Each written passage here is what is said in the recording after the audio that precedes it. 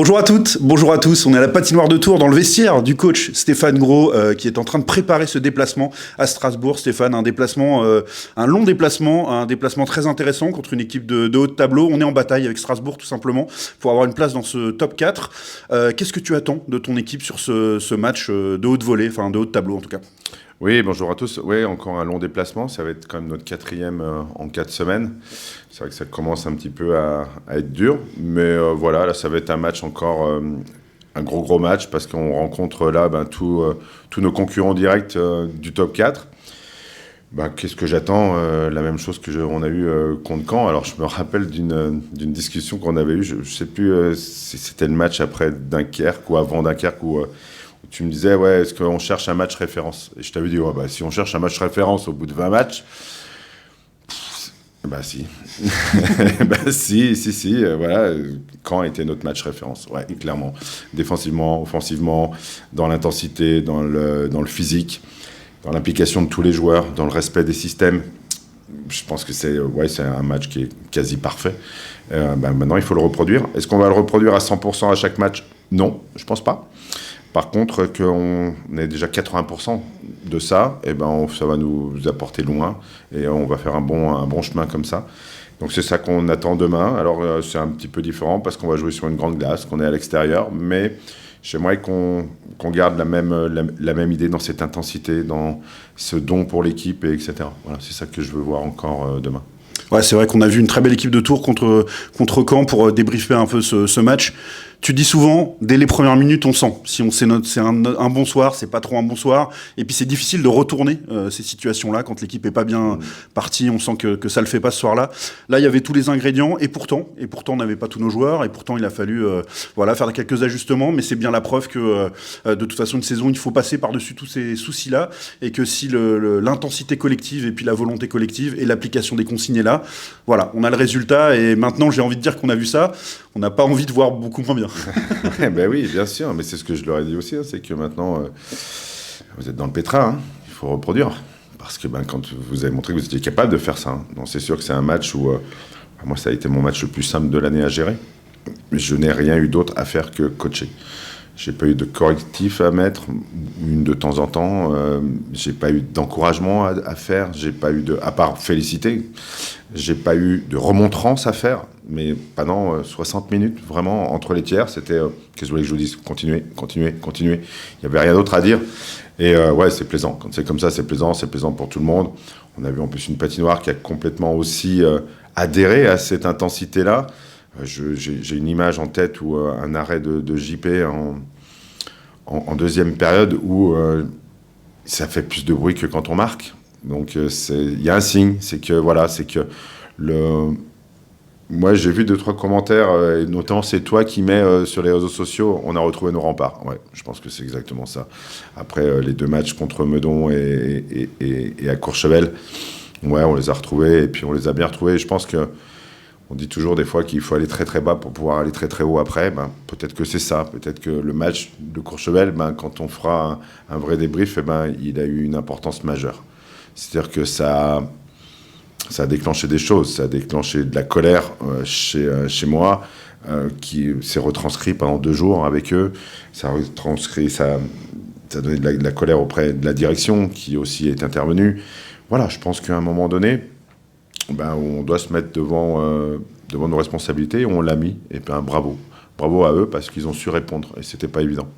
Ouais, effectivement, très belle réponse collective et avec un public qui a adhéré à cette version-là des Remparts. On est très content justement d'avoir vu ça. Équipe expérimentée, celle des Remparts, une des plus expérimentées de D1. Est-ce que justement, c'est ça que tu attends maintenant qu'on va arriver dans les périodes décisives de cette saison, de ce groupe-là qui est expérimenté, etc. C'est de la maturité dans la gestion des matchs, dans la montée en puissance. Et voilà, on espère en tout cas quand on monte une équipe sur une base d'expérience, ça quoi. C'est-à-dire que dans les moments qui comptent, là faut être là quoi. Bien sûr, c'est maintenant. On sent certains vétérans, je dirais, qui commencent à sentir le goût des playoffs. Là. Je vais prendre Quentin, clairement, il nous a fait son meilleur match. Et voilà, on sent que c'est un gars qui, voilà, quand ça va commencer vraiment à compter, il sera là. Mais c'est ce que je leur ai dit depuis longtemps, hein, c'est qu'avant de penser au playoff, il faut y arriver correctement. Donc voilà, on a tous les matchs qu'il faut devant nous pour justement arriver correctement. On a fait Caen. Là, on va à Strasbourg. On reçoit Cholet mercredi. On va à Neuilly samedi. Quoi de mieux ? Quoi de mieux pour pouvoir justement aller chercher cette intensité, aller chercher cette identité et puis ce goût des playoffs. Voilà, c'est là, on y est, on commence à y être, c'est dans un mois et demi, hein, que ça commence, donc voilà, il va falloir répondre présent, et puis ça commence par Strasbourg demain. C'est une période aussi où est-ce qu'on se fixe un objectif pour que ça emmène tout le monde, ou est-ce qu'au contraire, l'objectif c'est le prochain match qui est forcément une belle affiche vu le calendrier qu'on a, et voilà, et après ce sera la récompense si on est top 4 ou plus de ces bons résultats-là et de cette bonne attitude. Je pense que effectivement, comme tu dis, c'est match après match, mais on va déjà prendre le premier qui est demain. On remporte ce match-là, on rentre dans le top 4. Donc c'est juste des mathématiques. Hein. Ouais, on se rapproche de Cholet, parce que Cholet a un match d'avance, avec aussi un match de retard contre Strasbourg. Donc voilà, ça va se jouer tout là. Si on prend les points contre Strasbourg, Cholet et Neuilly, forcément que dans une semaine, on est dans le top 4. Hein. Voilà. Il faut, mais c'est match après match, parce que l'objectif, c'est toujours le même. Essayer de rejoindre ce top 4. Si on n'y va pas, on n'y va pas. Et c'est qu'on ne l'aura pas mérité. D'accord ? C'est pas, il n'y a pas de on ne mérite pas la place où on est, etc. On mérite la place où on est. Si on avait fait les bons résultats... On saura où on a perdu les points. Exactement, on le sait. Et puis si on les compte maintenant, on sera en tête. Donc, mais ça ne sert à rien. Non. Ça ne sert à rien, parce que peut-être aussi, c'est des fois perdre, prendre des claques, permet d'aller plus loin, d'avancer, de construire mieux. C'est un apprentissage collectif. Exactement. Hein, donc voilà, mais oui, on y va match après match, oui. Donc du coup, ce déplacement à Strasbourg, cette fin de saison trépidante, etc. On a un championnat qui est fou, c'est vrai, entre je ne vais pas dire de la dernière à la première place, mais même s'il y a un peu d'écart. Mais quand on voit qu'en Magnus, il y a des écarts beaucoup plus importants, majeurs, il y a déjà beaucoup d'équipes qualifiées pour les playoffs, certaines. Il y a déjà ce premier objectif-là que tu as en tête, ou est-ce que c'est même pas, tu l'as même pas en tête, le fait de juste avoir les points pour se dire, on est en playoff, quoi. Ça fait depuis début janvier où je regarde surtout devant et je regarde pas trop derrière. Même si, on sait que nos concurrents qui sont proches, on commence un petit peu à les... on les écarte pas beaucoup, hein, il y a 4-5 points, c'est rien. Non, pour l'instant, voilà. Ouais, si on ne se retrouve pas dans les 12... oui, ce serait dramatique. Ce sera passé. Mais voilà, avec tout le respect que j'ai pour tous nos concurrents, mais... Ouais, non, je regarde pas ça.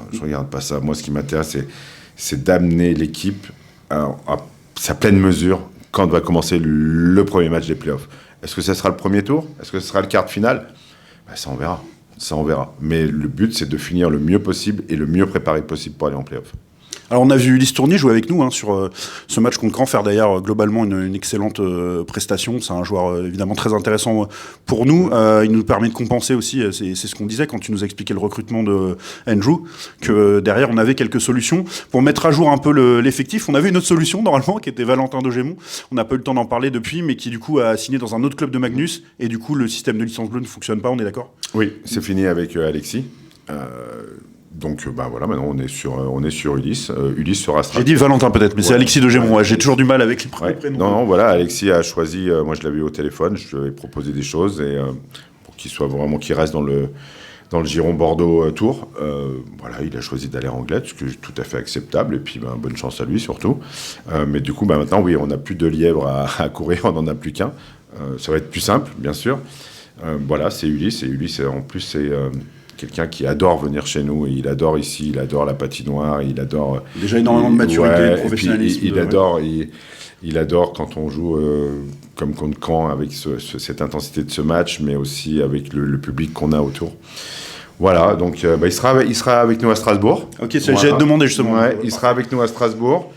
J'ai encore des doutes sur des joueurs qui sont un peu blessé, un peu malade, donc voilà, pour l'instant il n'y a rien de défini, mais voilà, mais lui sera là à Strasbourg. Est-ce qu'on a justement des nouvelles aussi un peu fraîches de Connor, de Sébastien, des joueurs qui n'étaient pas là ces derniers temps ? Ouais, donc Connor, ça continue d'avancer, il a repris la glace aussi, il sera peut-être opérationnel la semaine prochaine, je sais pas, c'est vraiment l'interrogation. Sébastien lui par contre va très bien, il a repris la glace hier. Il va s'entraîner encore aujourd'hui. Je ne l'emmène pas à Strasbourg volontairement pour qu'il continue à faire des soins, qu'il continue à s'entraîner, qu'il aille à la salle de sport demain pour faire du cardio, parce que une semaine sans jouer, forcément, ça manque. Et je pense qu'à partir de lundi, il est à nouveau à ma disposition. Un grand merci Stéphane, on a hâte de vivre ce match. Je voulais terminer quand même en remerciant les pompiers de Tours qui ont accueilli notre effectif. Sans toi d'ailleurs, il y avait uniquement les joueurs, c'était une vraie journée cohésion qui a été a priori très appréciée par nos joueurs. Ouais, c'était top. Alors, ils ont râlé un petit peu au début parce qu'il faut se lever très tôt le matin. Mais pour finir, ils sont ressortis avec le sourire. Et ouais, vraiment, merci beaucoup aux sapeurs-pompiers de Tours et notamment à Guillaume qui nous a accueillis, Grand fan des remparts. Ouais, qui est fan, qui joue aussi avec les loisirs. Ouais, c'est top. Il nous avait aussi fait une intervention en début d'année et ça c'était important pour moi et pour Sophia sur la prévention des secours, des premiers secours. Donc on avait une formation, tous les entraîneurs, tous les RE, c'était vraiment top. Et ouais, là les gars se sont bien amusés. Ouais. Ils se sont bien amusés.